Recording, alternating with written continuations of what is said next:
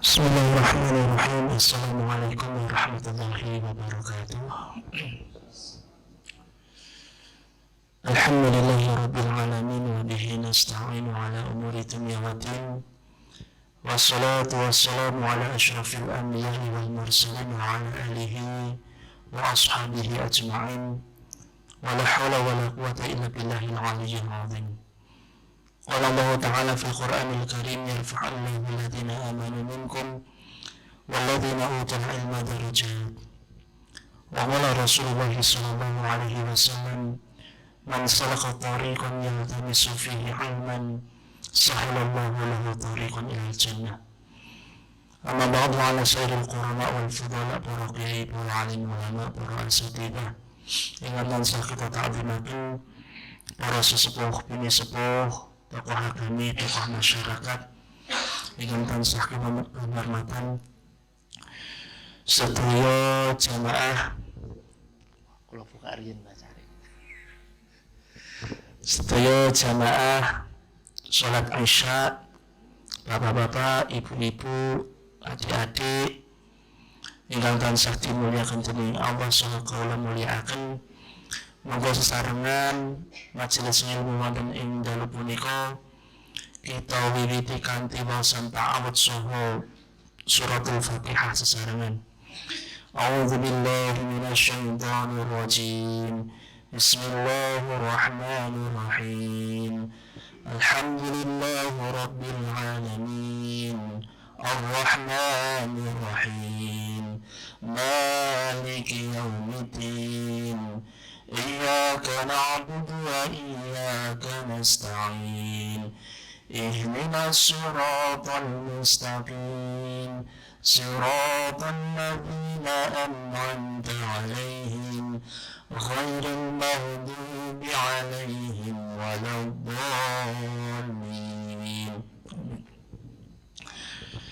Alhamdulillah sedaya pangalembono kakanipun Allah Ta'ala ingkang tansah paring nikmat ingkang agung dumateng kita sedaya inggih menika nikmat iman wal Islam saha nikmat panjang umur kesehatan sehingga kula panjenengan sami saged makembal wonten ing dalu punika wonten ing majelis ilmu punika kanthi boten wonten alangan setunggal punapa mugi-mugi anggen kula panjenengan sami lelenggahan wonten ing dalu punika pikantuk ridha rahmatipun Allah Ta'ala fi dini fi dunya wal akhirah amin Allahumma amin. Shalawat salam mugi tansah katetepaken dumateng junjungan kita Nabi Agung Muhammad sallallahu alaihi wasallam ingkang tansah kita tenggo-tenggo kinta atu syafaatipun benjang wonten ing yaumil qiyamah. Bapak-bapak, ibu-ibu ingkang tansah dimuliakan dening Allah Subhanahu wa taala, sami sehat Pak Bu? Alhamdulillah, meskipun sedherek kita Bapak Pak Prapto sakniki segerah nggih Pak Bu nggih. Kita sedherek niku nggih ngoten niku nggih Pak Bu nggih, terus kita tidak mengetahui apa yang akan terjadi di kemudian hari. Nggih mangke kita sareng-sareng ndedonga wonten ing akhir majelis nggih. Ndongaken sedaya mawon khususipun Bapak Prapto saha sedaya jamaah mungkin sing gerah wonten ing griya saha kaum muslimin kaum muslimat mugi-mugi enggal mantun diberikan kesehatan, kesembuhan dan semoga bisa berkumpul lagi di majelis taklim kita ini amin Allahumma amin. Bapak-bapak, ibu-ibu yang tansah dimuliakan dening Allah Subhanahu wa taala wonten dalu punika niki sebenarnya kita masih bahas bab fikih salat Jumat nggih Pak Bu nggih. Tapi niki kok kadosen niku selama kula 2 tahun di sini niku koyone niki banyak kejadian-kejadian yang mungkin diprediksi itu nggih Pak. Tapi kita akan membahas pada kesempatan malam hari ini nggih menika satu gejala penyakit nih Pak Bu Jani. Terus khutbah Jumat kita tunda dulu nih. Bab Jumat kita tunda dulu, kita masuk ke sini dulu karena ini kayaknya sering banget terjadi. Satu penyakit klasik, dalam arti klasik itu sudah terjadi sejak zamannya Rasulullah Shallallahu Alaihi Wasallam hingga saat ini Pak Bu. Kalau niku keterian niku tak diteni niki kok ngeten-ngeten, aduh ngeten niki. dan tak seluruh jamaah yang dari ujung wetan sampai ujung kulon ternyata memang belum pernah, ngapunten mungkin pernah di sini tapi yang di sana itu belum pernah ada kajian tentang gejala ini. Nggih menika satu penyakit di zaman dulu nggih menika al-ain. Nate mireng nggih. Al-ain. Napa dereng? Dereng nggih al-ain. Nek nang Jawa niku ada penurunan bahasa namanya sawan. Nggih, nate mireng nggih. Nah, terus di zaman Nabi itu ibaratnya dua koin, ini ada sihir, ada ain. Kalau sihir itu di kita namanya santet, guna-guna, teluh, nopo meleh. Pokoknya model ngoten niku. Nah, itu bagian dari sihir. Yang satunya kalau dibalik lagi itu namanya al-ain. Nggih, Pak Bu, nggih al-ain. Niki jonsone niku wonten kitabnya khusus tapi minta ringkes mawon ben sami ngertos nggih Pak Bu nggih. Al-ain jadi nek bahasane Arab niku ainun mata, udhunun telinga, anfun hidung, anfun mulut gitu nggih. Jadi ainun itu dari mata, pandangan nggih. Ta'rifuha niki ben sami-sami ngertos nggih Pak Bu nggih. Karena di posisi begini kan satu kejadian yang ya nanti kita nggih. Al-ain nggih, al-ain napa bahasane napa sawan nggih. Sawan. Nanti ngira enggak sawan nggih, tapi dereng nanti dikaji. Sawan itu kalau dalam bahasa syariatnya namanya al-ain atau ain. Ma'khudatan min ana ya'inu. Ain ini diambil dari kata ana ya'inu. Ana ya'inu itu melihat, memandang. Itu kita sedang memandang. Itu ana ya'inu. Ketemu ainun ini maskernya dari ana ya'inu berarti pandangan. Gampangan kalau dilatinkan itu pandangan jahat. Pandangan jahat artinya pandangan yang bisa menimbulkan rasa sakit kepada yang dipandang. Itu namanya ain. Nggih. Ya'inu idza asluhu bi ainihi, yaitu orang yang memandang nggih terkena sesuatu terhadap apa yang dipandangnya atau objeknya. Fa asluha, pada intinya ain ini Bapak Ibu nggih menika min ijabil aini. Pandangan jahat ini adalah asal mulanya dari kekaguman, dari terkejut, dari pripun nggih bahasane gumun nggih, orang yang memandang bisyai terhadap sesuatu. Jadi kita itu pernah memandang sesuatu yang menakjubkan mata kita. Nggih napa mboten Pak Bu?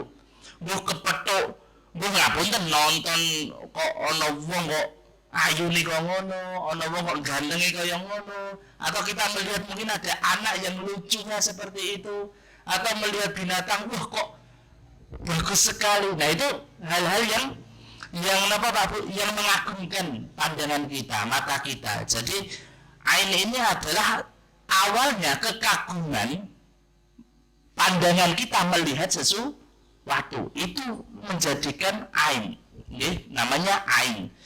Setelah memandang sesuatu dengan kagum, dengan takjub itu, summa tattabi'uhu kaifiyati nafsihil khabithah.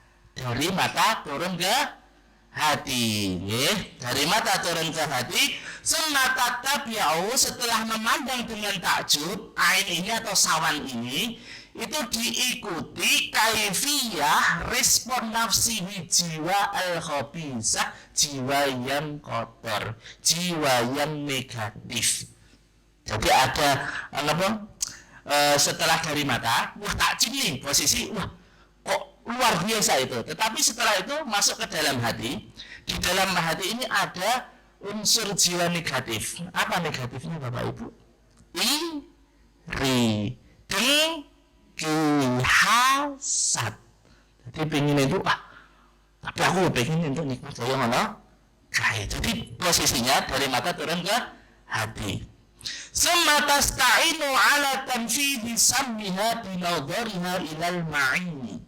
Kemudian setelah dari hati ini dipancarkan lagi terhadap objek tadi yang kita lihat tadi itu Bapak Ibu. Nah, ketika pancaran pandangan yang kedua ini itu menyalurkan samiha racun ain ini terhadap objek yang sedang dilihat. Jadi pandangan kedua, nah itu sudah beda dengan pandangan pertama. Nah, itu ain, Mbak Bu.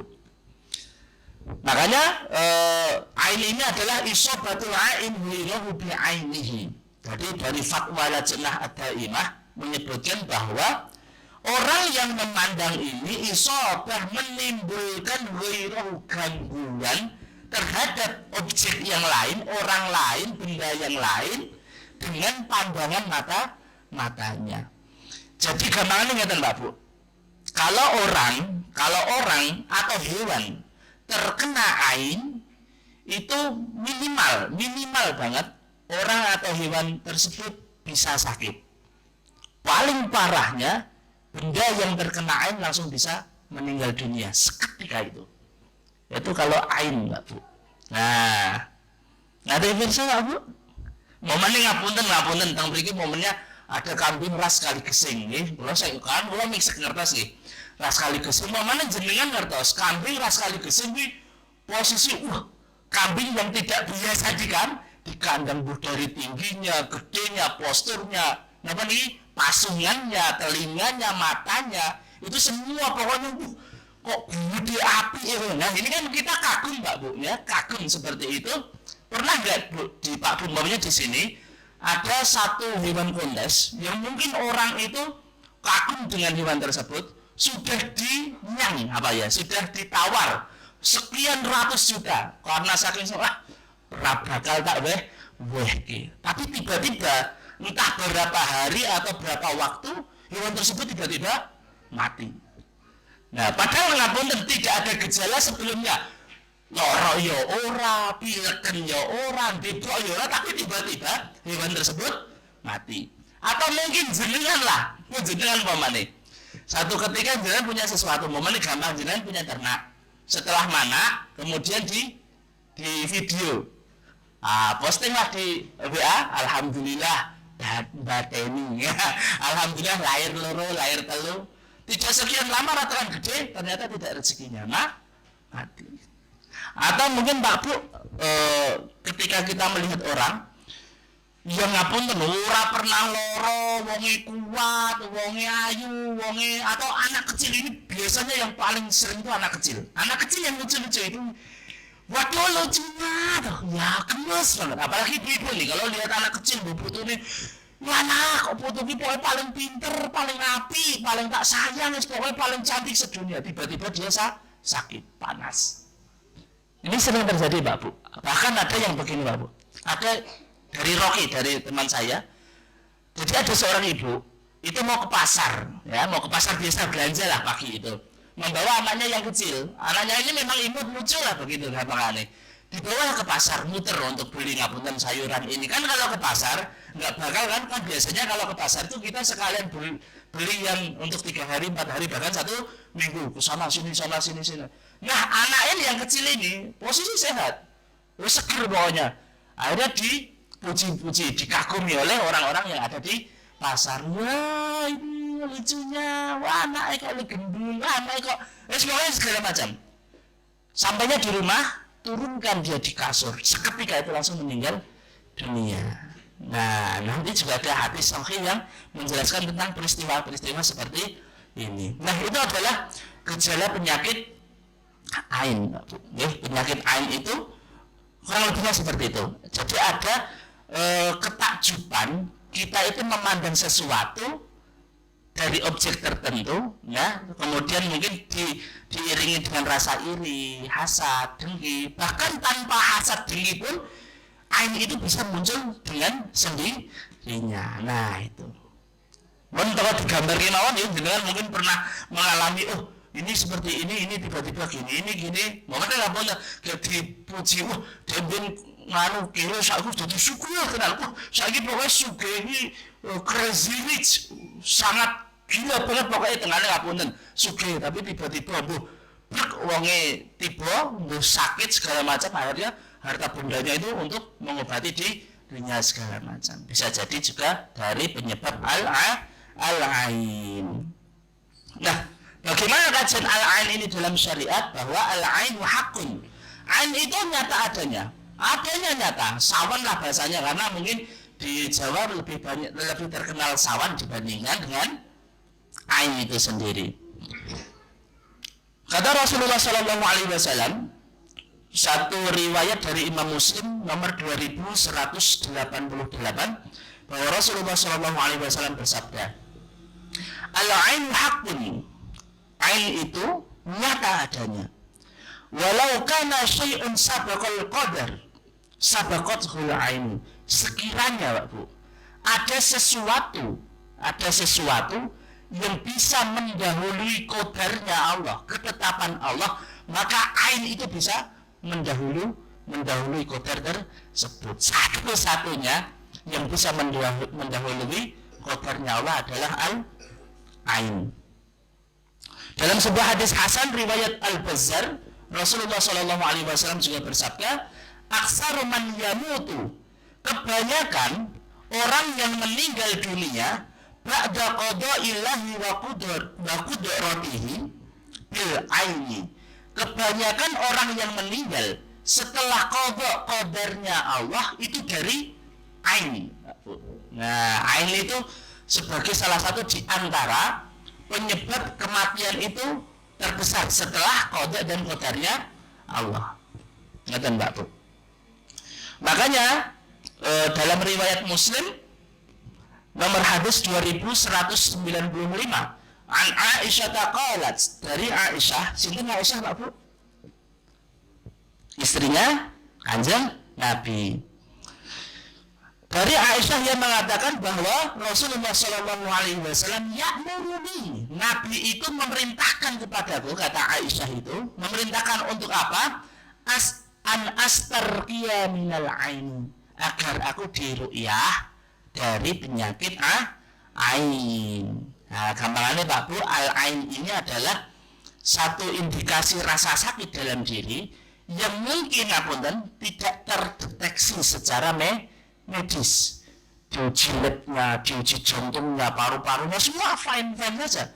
Tapi yang dirasakan orang tersebut lemes, tidak nafsu makan, arep melangkah itu sulit, arep nopo-nopo rasanya itu sangat kesakitan. Tetapi kalau dicek laboratorium atau kita di rumah sakit itu tidak ada masalah dari seluruh organ dalam, di X-ray atau segala macam itu tidak ada masalah, tetapi rasa sakit itu ada.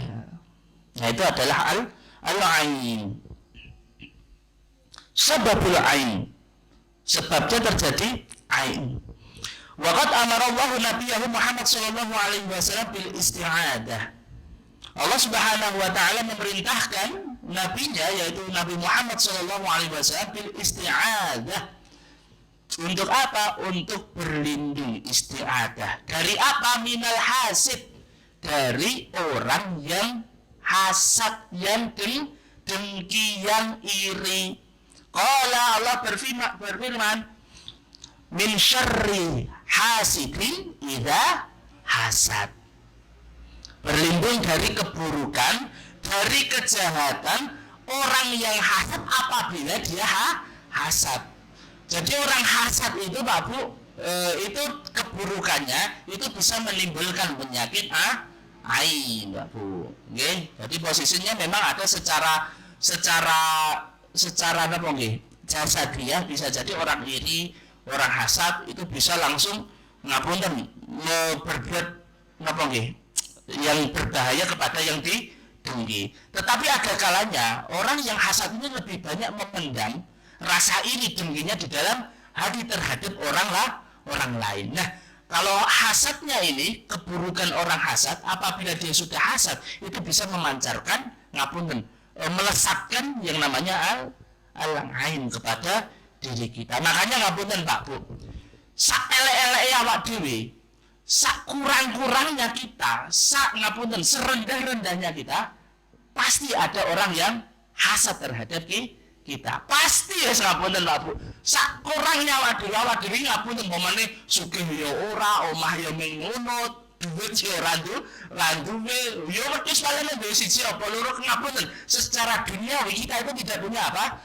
Tapi ada saja orang yang mungkin hasad terhadap diri kita. Makanya kita berlindung dari keburukan orang yang hasad, yang dengki apabila ia dengki.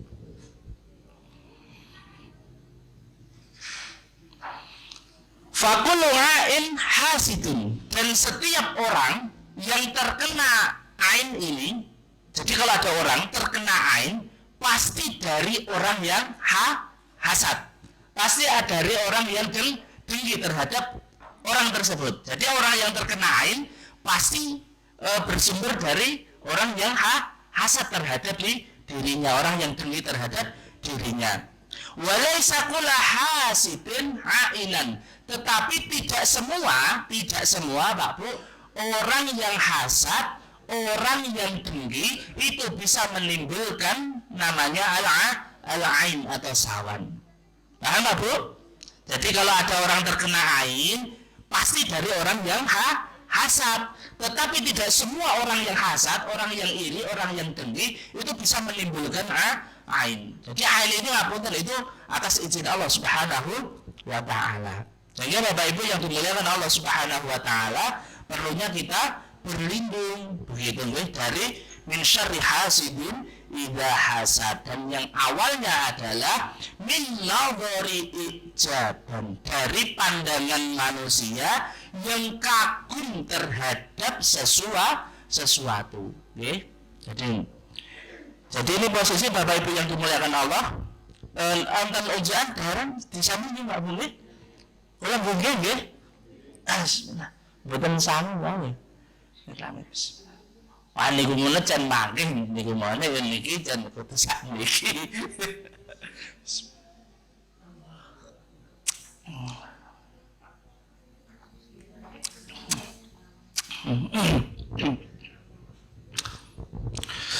Nah, ada satu hadis, satu riwayat, hadis sahih menerangkan tentang terjadinya ain di zaman Rasulullah Shallallahu Alaihi Wasallam. Ada cerita dua sahabat yang masyhur sekali. Kalau berbicara tentang ain, mesti hadis ini ada di kitab tersebut, di riwayat tersebut, di pembahasan tersebut. Hadis ini menceritakan dua sahabat yaitu namanya Sahal bin Hunayf. Sahal bin Hunayf ini adalah Ashabul Badar, salah seorang sahabat yang ikut dalam perang Badar. Nah, namanya namanya Sahal bin Hunayf. Sahal bin Hunayf ini orangnya ngapunten Pak Bu, dia orangnya rupawan, ganteng, bagus, rapi, kulitnya itu ngapunten pripun kuning putih, gampangane sakniki glowing, ngertos nggih? Nek kok dhewe iki ra iso glowing ya Pak Bu. Wis pokoke ngaten niki lah sawo-sawo kecut, sawo-sawo mentah bu mateng ngapunten bahasane wong Jawa, tapi mboten saged kok putih ngoten. Nah, posisi Sahal ini punya kulit yang bagus sekali. Maksud di antara para sahabat itu kulitnya Sahal ini memang ngapunten pripun nggih. Memang dari sononya itu memang punya kulit yang bagus, rupawan, cakep boy. Bukan karena kepalsuan ya, betul skincare mboten, tapi memang asalnya kulitnya bagus. Nah, yang kedua ada sahabat namanya Amir bin Rabi'ah. Jadi ini dua sahabat menceritakan tentang Sahal bin Hunayf dan Amir bin Rabi'ah. Satu ketika Sahal bin Hunayf ini mandi di napa nek gampangane wong biyen padasan, tempat mandi umum napa? Blumbang lah. Wis pokoke ngoten niku.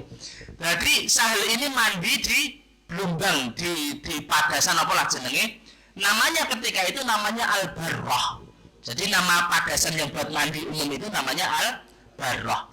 Ketika Sahal ini melepas bajunya, Amir bin Rabi'ah ini melihat kulitnya Sahal yang putih glowing, pokoknya api pol-polan. Pokoknya orang pada umumnya orang punya kulit seperti itu. Nah, setelah takjub dengan penglihatan tersebut, Amir ini mengatakan, aku tidak pernah melihat kulit yang sebagus miliknya Sahal bin Hunayf. Bahkan kulitnya lebih indah, lebih cantik dibandingkan kulitnya para gadis. Setelah itu Pak Bu, sahabat Sahal ini tersungkur di Al-Barrah tadi. seketika langsung tersungkur, langsung jatuh begitu setelah ucapan dari Amir bin Rabi'ah tadi itu. Nah setelah itu pingsan di tempat mandi tadi itu langsung dibawa para sahabat pulang ke rumah Sahal. Padahal apa? Sahal bin Hunayf ini mandi karena apa? Kangsenan janjian sama kanjeng Nabi akan melakukan satu safar perjalanan begitu. Akhirnya setelah Sahal itu dipulangkan ke rumahnya, laporan kepada Rasulullah, wahai Rasulullah, Sahal hari ini tidak bisa ikut jenengan karena dirinya sekarang sedang sakit. Nabi mendengar seperti itu, padahal tadi Sahal itu baik-baik saja, kok tiba-tiba ada kabar dia sakit. Akhirnya Rasulullah ke rumahnya Sahal.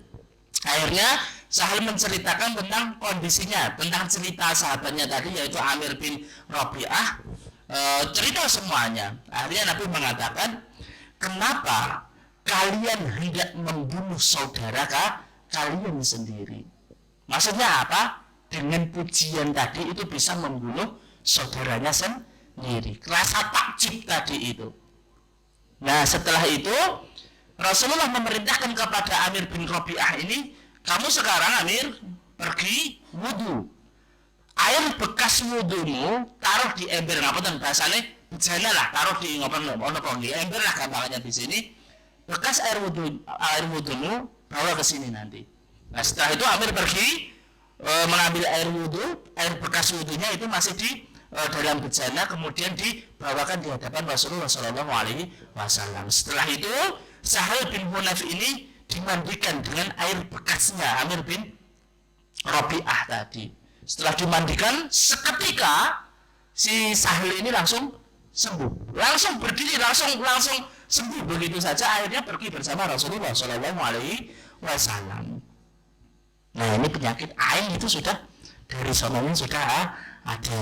Jadi posisi ungkapan kekaguman tadi memang sudah ada. Nah kemudian al-ainu yusibu syu'u.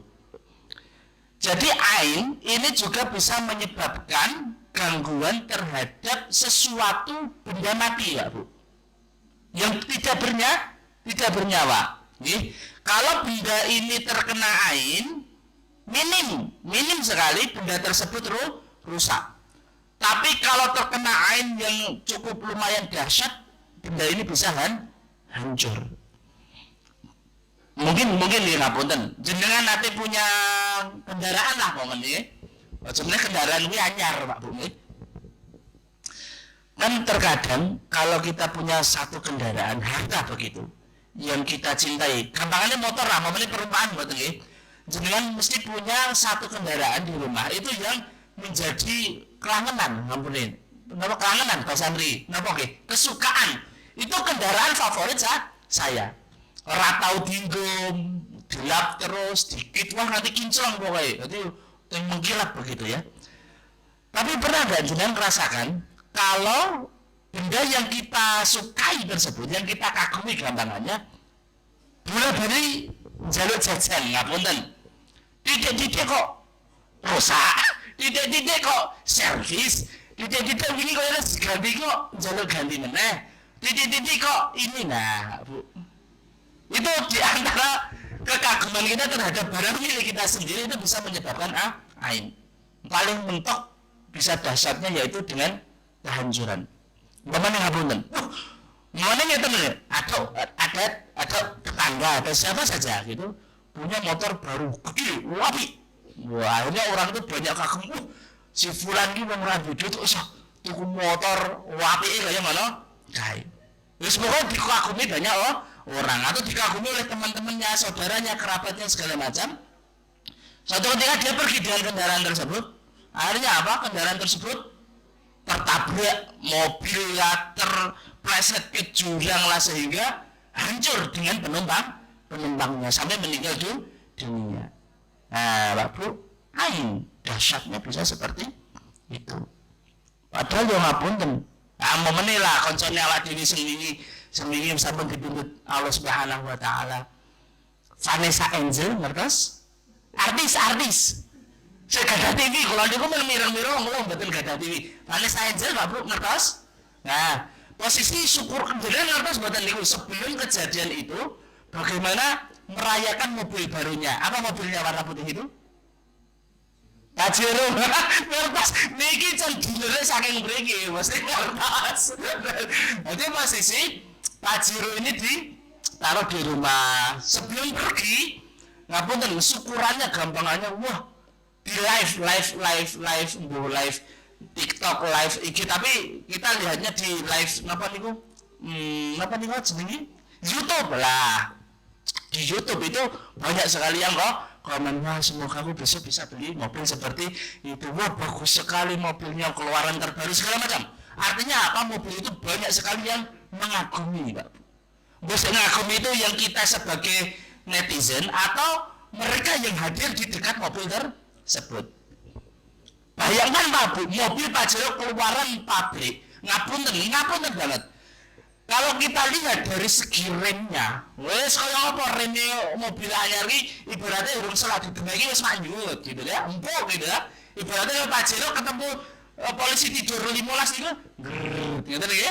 Lalu mobilnya tahun 74 bisa kudu dan ngaten. Nah, Pajero posisi ibaratnya belum langsung yes, ngaten lah Bu. Dengan rangka yang dengan harga segitu, mesin segitu, nggih Pak Bu nggih. Apa yang terjadi? Tidak nebrak ngapunten lah ora ditebrak mobil, ora ditebrak bicara, ditebrak tukang bakso nggih.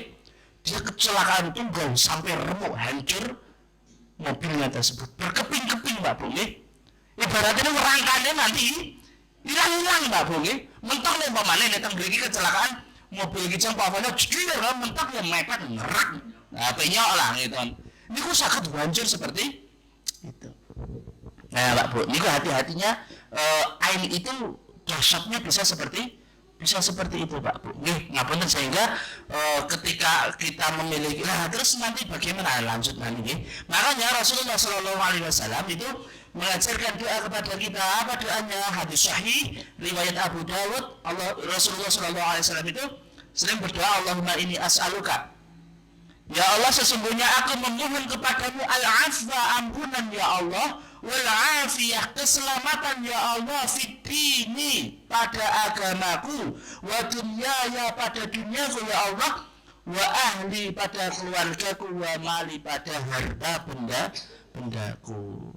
Ini dianjurkan kepada kita itu agar berdoa rasa Arab ini membawa bahasa Jawa, bahasa Indonesia. Ya Allah, selamatkanlah agamaku, duniaku, keluargaku, dan harta bendaku dari mara bahaya. Berkahilah kami ya Allah. Itu di antara doa-doa penangis apa? Penangis di antaranya al-ain tadi itu Pak Bu. Nah, sehingga baik yang bernyawa, baik yang benda mati itu bisa menimbulkan, bisa terkena ain. Ngoten Pak Bu. Kemudian kaifiyah nadharina la yusabbibul ain. Caranya agar penglihatan kita, pandangan kita itu tidak menimbulkan ain terhadap orang lain, terhadap sesuatu. Bisa jadi ngapunten, apakah bisa seorang ibu itu memberikan ain kepada anaknya? Bisa. Padahal ngapunten ibu-ibu gue momongan cilik ya lucu nih, anak ibu sih paling lucu, paling gemesi, paling bos segala macam Pak, paling tiba-tiba tidak ada hujan, tidak ada petir, rama paramek, rama oskado, tiba-tiba anaknya Pak panas. Nah, makanya Pak Bu ini, tapi kalau memang kalau takjubnya diri kita terhadap barang milik kita itu memang sejenis ain tapi namanya nafas. Maksudnya ain yang ditimbulkan oleh dirinya sendiri. Bahkan ya diri kita bisa memberikan ain terhadap diri kita. Ngerti ya? Pandangan kita bisa menimbulkan ain terhadap diri kita sendiri. Arun bilang wong larat makan dulu saya yang suki lah motor yang papat menangis tingkat loro mobil pirang-pirang usahaku lancar kabeh aku ki. Wujud ain bisa menimbulkan ain terhadap dirinya sendiri. Musuhnya dirinya bisa menjadi musuh dirinya. Itu ngapunten. dirinya itu putus asa karena mungkin ngapunten diberikan sakit yang tidak sembuh-sembuh, sakit yang luar biasa diobati di kemo nong sono ora pernah sembuh. Bisa jadi dulu ketika mudanya atau ketika sebelumnya terlalu ujub bangga diri. Makanya kita tidak boleh ujub bangga diri. Karena apa, nanti ujung-ujungnya ke kita sendiri yang kena, Pak Bu. Nah, bagaimana agar pandangan kita tidak menyebabkan ain kepada orang lain, kepada keluarga kita, kepada ahli kita, atau kepada diri kita sendiri. Rasulullah Shallallahu Alaihi Wasallam bersabda dalam sebuah hadis sahih riwayat Imam Nasai. Rasulullah Shallallahu Alaihi Wasallam bersabda, "Idza ra'a ahadukum min nafsihi wa akhihi ma yu'jibuhu." Apabila salah seorang di antara kalian melihat pada dirinya sendiri dan kepada saudaranya, kepada orang lain, ma yu'jibuhu, apa-apa yang menakjubkan dirinya. Nggak sabu, nggih. Jadi melihat diri kita atau orang lain itu yang menakjubkan. Kok tiba-tiba nggak seperti itu? Falyad'u, maka berdoalah bil barokah, dengan keberkahan. Fa innal ainu hakun, karena sesungguhnya ain itu hakun, nyata adanya. Nah, caranya agar pandangan kita, ucapan kita itu tidak menimbulkan ain terhadap diri atau orang lain, perlu doa berkah minimal nih, barakallah, semoga ini ngapunten, ini bahasa Arab ini barakallahu fikum, barakallahu fik, begitu itu barakallah itu doa keberkahan. Tapi nih kangelan bahasa Arab ini gampangannya semoga Allah memberkahi hartamu. Kalau diri kita yang tadi melihat kita dari dulu dari kolong jembatan, saya nong kolong atas jembatan, dulu di bawah jembatan, sekarang di atas jembatan. Nah, doanya alhamdulillah ya Allah, semoga Engkau memberkahi diriku, keluargaku, hartaku, dan usahaku. Jadi kita ngapunten, kalau kita takjub dengan diri kita sendiri, kita harus berdoa kepada diri kita bahwa semua yang kita capai saat ini itu atas berkah dari Allah Subhanahu wa Ta'ala. Jangan mengatakan semua ini adalah minni, dariku, dari kecerdasanku, dari kekuatanku, dari kehebatanku. Ampun, auzubillahi min dzalik. Jadi posisi kalau kita itu diri kita mungkin berbeda atau bahkan melampaui dari angan-angan kita. Aku ki biyen iki koyo nek membatasi diriku, aku emang semene. Tapi ternyata sama Gusti Allah itu diberikan malah lebih banyak. Nah, itu kita harus berdoa keberkahan terhadap diri kita sendiri. Nah, kalau kepada orang lain minimal Pak Bu, minimal kalau ada anak kecil, ada apa yang menakjubkan, Masya Allah, semoga adik jadi anak yang solih, Masya Allah lucunya, Masya Allah cantiknya, Masya Allah. Tapi jarang memujinya ini biasanya angel. Ini apa-apa Pak Bu, oke? Biasanya itu lucu loh, rasanya Masya Allah. Nah, umumnya no karo anaknya itu jadi pengen tak loro-loro, sesuatu tak alem-alem bae. Pendek loro, aku sengit bae, tak alem-alem kenain yo, kapok. Nah, udah bilang ini balik. Nah, posisi kalau ada yang menakjubkan di luar diri kita, berikan doa keberkahan. Umpamanya ngeten yo, ono wong ya, teman kita biasa loh, teman kita itu kan beda-beda, ABCD, ono sing umum, ono sing rendah hati, ngeten iki, wonten sing sombonge pol. Wong iki koyo aku ngono lho, usahane iki apik, ya aku yang ra duwe saiki dadi ngono. Nah, kita doanya semoga Allah memberkahi kekayaanmu, semoga Allah memberkahi kehidupanmu. Begitu Pak Bu. Tidak ada kemarin, semua ampun. Ampun ya, jadi posisinya Pak Bu kita doakan keberkahan, Masya Allah, gitu Masya Allah. Jadi posisi sebelum ucapan pujian itu dibarengi sebelumnya dengan lafal Allah, Masya Allah, Barakallah. Itu menjadikan orang tersebut tidak terkena ain. Nah, ini caranya agar pandangan kita itu tidak menimbulkan ain terhadap orang lain atau terhadap sesuatu. Lalu bagaimana kalau diri kita yang dikagumi orang lain, bagaimana caranya agar kita tidak terkena ain? Nah, sekarang kan posisinya tadi tahu nih caranya agar kita tidak menimbulkan ain terhadap orang lain. Lalu bagaimana kalau ada orang mungkin di depan kita, kok jenengan ini saiki kok jadi orang sukses kayak ini tau, sukses jadi pengangguran tau, mama ya Pak Bu, atau wah kok jenengan saiki jadi wong kayak ini, kok jenengan saiki jadi wong es pokoknya ngapunten, pokoknya jenengan ini saiki jadi wong top. Nah, posisi awak dewe kalau dipuji bagaimana Pak Bu? Nebur, bisa nebur jenengan. Wah, aku ternyata kaya ngono kae to. Ngapunten awak dhewe iki jarang saya muji, nek saya muji pisan bae, langsung lali akhirat, lali dunya, mebur langsung dhewe. Wah, aku iki ternyata kaya ngono gitu. Kan kita banget Pak Bu nggih. Oh, buru-buru. Makanya Bapak ngapunten, kalau pasangan jenengan ora tau muji jenengan niku jajane ra apa. Nggih, kalau masih ora tau napa nggih kagum dengan masakanku, dengan aku le dandan, aku dandan sithik ngono ora di omong apik, ora diomong ayu malah wong kok minor. Akhirnya sing putri mboten purun maca malih. Makanya Pak Bu, bagaimana caranya kalau kita dipuji itu kita tidak mendapatkan ain, baik yang kita ketahui langsung atau yang mungkin orang kagum di luar sana tapi kita tidak tahu nih. Itu caranya Pak Bu, satu kata nih menika Masya Allah la quwata illa billah.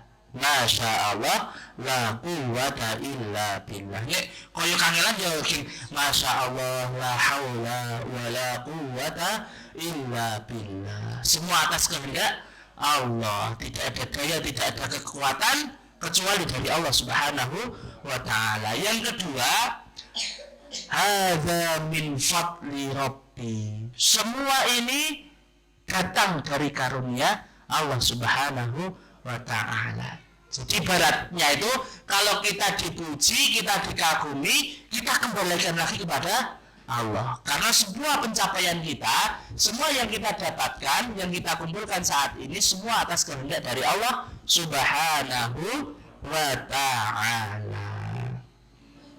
Sampai sini ada pertanyaan Pak Bu, monggo.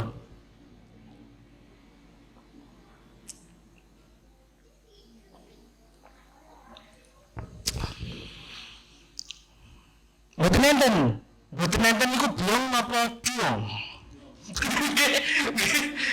Ngertos Pak Bu, saged dipahami niki? Saged nggih. Meskipun nanti itu kalau ain ini gejala-gejalanya ngapunten dia bisa panas seketika, dingin seketika, terjadi sakit di badan, bisa mungkin ada benjolan-benjolan, napa nggih?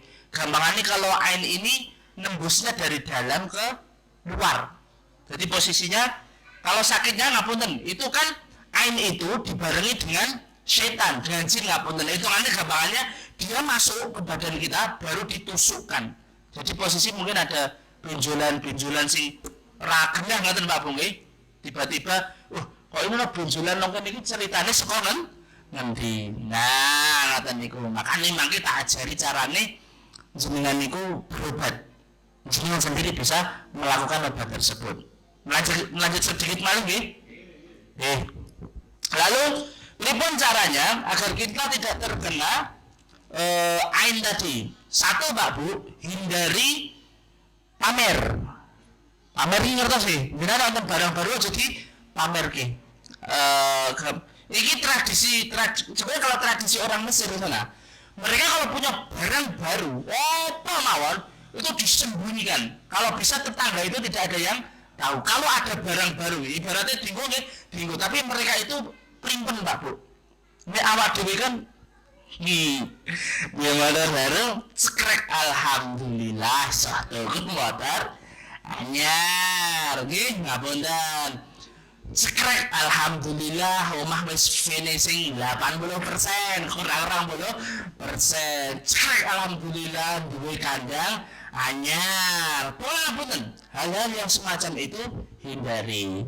Satu, ampun pamer itu bisa menjadi bumerang untuk kita. Kalau ada yang iri ngapunten ya, umpamanya tetangganya, waduh alhamdulillah nambah kandang iso kita wingi tonggolar muga siji pelite pol-polan. Ngapunten kalau dia sampai hasad ini bisa menimbulkan ain. Makanya kalau kita punya barang sesuatu yang baru, ngapunten lah nggih.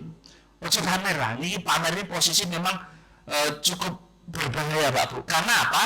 Ain ini paling dahsyat, itu kalau orang yang mandang dengan takjub itu langsung live Pak Bu. Jadi kalau mau seperti tadi antara sahabat Sahal dan Amir itu kan langsung Pak Bu. Jadi Ain ini paling cepat kalau dia itu langsung melihat langsung barangnya, melihat langsung orangnya, itu bisa langsung kena seketika. Memang kalau Ibnu Taimiyah mengatakan jarak jauh pun bisa, meskipun dilemahkan oleh para ulama. Tetapi apa Pak Bu? Ada kemungkinan tetapi bisa. Tapi paling dahsyat umpamanya kalau kagum kalian jenengan kagum dengan tersebut. Itu kan adep-adepan, kepethuk barangnya, kepethuk orangnya, pokoknya kepethuk langsung live itu akan menimbulkan ain lebih dahsyat dibandingkan jarak jauh. Ngaten nggih Pak Bu. Satu, hindari pamer. Yang kedua, kalau ibu-ibu berhias, dibarengi dengan sikap tawadu, rendah hati. Mumpung ayu, cekrek. OTW kondangan coy. Cekrek. Wis ngebis. Cekrek. Alhamdulillah kepethuk sedulur. Hati-hati ya Pak Bu nih. Yang semacam-macam ini. Makanya Pak Bu kalau berhias ki nggih kon donga Allah santa khalqi fa hasin khuluqi. Jenengan nate donga ora lho berhias. Mana? Aku jebologi yang ganteng. Aku jebologi ya ayu dah. Cekrek. Ini terjadi Pak Bu. Makanya satu kasus teman saya sendiri ngapunten. Dia posisinya kayak maca ayu ngono kayak iki. Belum posting wah OTW wah pokoknya ala Korea, ala Jepang segala macam itu. Baru beberapa waktu yang lalu terkena sindrom yang sindrom asing ngoten Pak Bu. Ibaratnya kalau orang terkena itu 10.000 banding 1. Ibaratnya dari 10.000 orang yang kena itu hanya satu. Nah, teman saya itu kena. Dia sukanya itu ngapunten dulu barang anyar itu kan sering impor Pak Bu. Wah, cekrek segala macam. Nah, alhamdulillah ini balik. Kalau ada berhias segala macam, sebisa mungkin dibarengi dengan sikap tawadu, dengan rendah hati. Allah ayu lambe ini pedes. Bawane ngapunten nggih. Jadi posisinya tuh Bapak Ibu yang dimuliakan Allah boleh berhias tetapi dibarengi dengan sikap tawadu. Ojo dididik cokrak cekrek. Boleh monggo.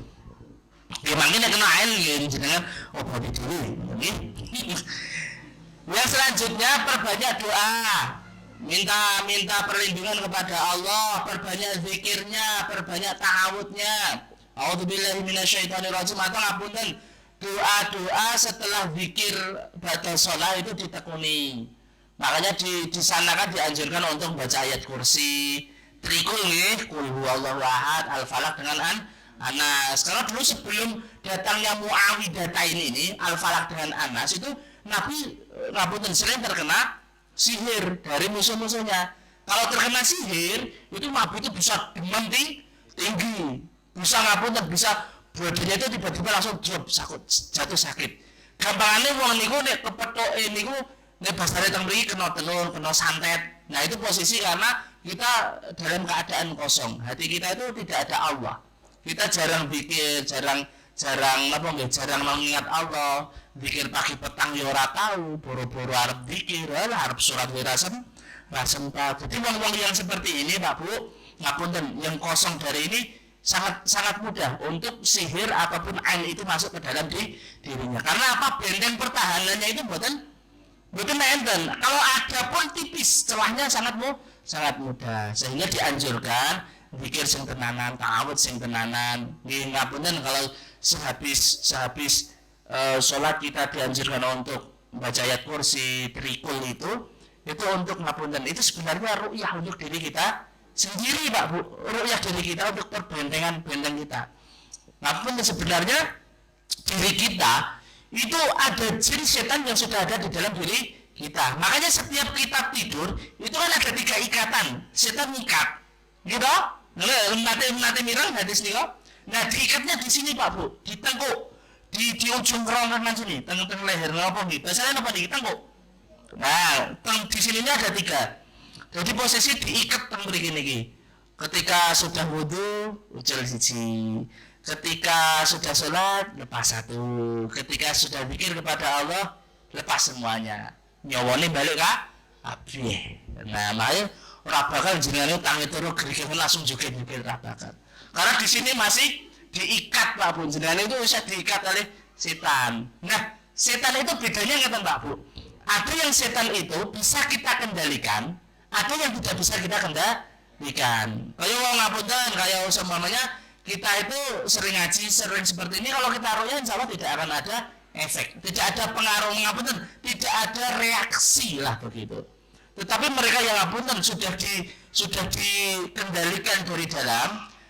Kenapa dikendalikan? Mungkin ada orang yang terpuruk masa lalunya, broken home, ditinggal orang tua, yatim piatu, atau ada perceraian, ada masalah besar. Ketika orang itu down, jatuh, itu waktunya setan-setan itu bagaimana masuk. Makanya ada orang bisa stres, orang bisa linglung segala macam. Karena apa? Pertahanan dirinya itu sudah hancur, sudah kosong. Sehingga apa? Mereka dikendalikan oleh syayatin yang ada dalam dirinya, mengendalikan tubuhnya. Nah, makanya sering-sering dikira sing akeh nyuwun hubungan dengan Allah Subhanahu wa taala, semoga diri kita itu dilindungi dari mara bahaya. Dan terakhir, dawaul ain, obatnya, cara mengobati ain nggih, cara mengobati ain nggih menika ma'ul husli awil wudu'il ain.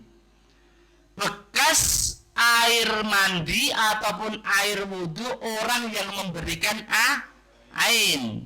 Nah, ini posisi kalau tadi Sahil sama Amir itu hanya berdua, ini gampang leniteni aku loro gara-gara wong kae ngoten. Tapi posisi ngapunten sing alim awak dhewe iki wong sak dusun. Nek sak dusun iki ono wong 70. Iki tak tebak-tebak aku sing akeh penyakit karo kancaku kali yo. Ngerti, apa kowe ya ngerti. Nah, terakhir adalah dengan ru'yah syar'iyah. Ru'yah syar'iyah, ru'yah syar'i. Kita mendoakan diri kita mendoakan orang lain, itu nanti dengan ru'yah. Lagi wis kesel jajane arep tak warai cara ning ru'yah, Pak Bu.